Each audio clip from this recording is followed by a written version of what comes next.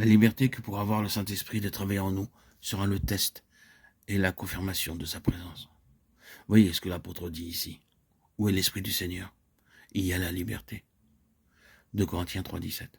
Il fait bien sûr une comparaison en contraste avec l'ancienne dispensation de la loi. Moïse contraint, vous devez ou vous ne devez pas. Cela parle d'esclavage, de servitude, de limitation, de suppression, de répression, d'un anxieux et irritable effort. Maintenant, tout cela est mis de côté. L'Esprit est venu et il a sa méthode. Moïse, représentant cet ordre de choses et cette dispensation, devait mettre un voile sur son visage, non pas pour cacher la gloire, mais pour cacher le départ de la gloire et la simuler. Car ce fut la dispensation de la simulation et de l'extériorisation. C'était ce que le Seigneur Jésus reprochait aux scribes et aux pharisiens. Il les appelait hypocrites, ce qui signifie simuler quelque chose qui n'est pas vrai, car il mettait l'accent sur tout ce qui était extérieur. Cependant, force est de constater que la gloire n'était plus là, malgré le voile du faux semblant. Mais avec Christ, dit l'apôtre, tout cela est révolu. L'Esprit est venu, et il est venu au-dedans. Maintenant, nous sommes libres à l'égard de toutes ces choses. Quand l'Esprit est Seigneur, il y a la liberté. Tout est spontané, et cela se manifeste simplement. Vous ne devez pas le faire croire, vous efforcer, vous inquiéter ou le refouler. Si le Saint-Esprit est là, cela se fait.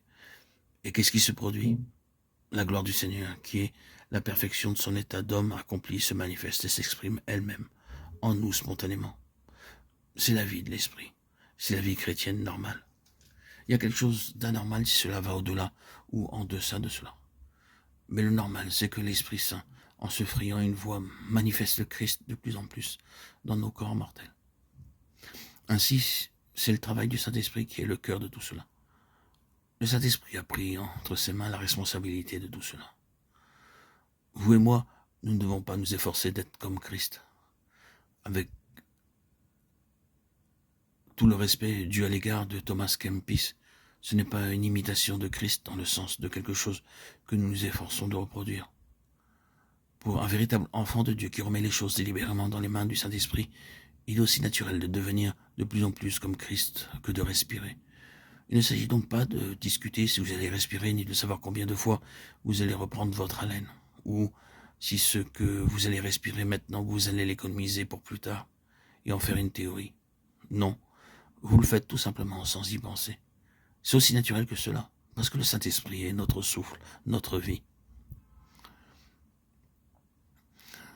Appuyez-vous sur cela et vous surmonterez toutes les difficultés que les gens éprouvent à vouloir être comme Christ.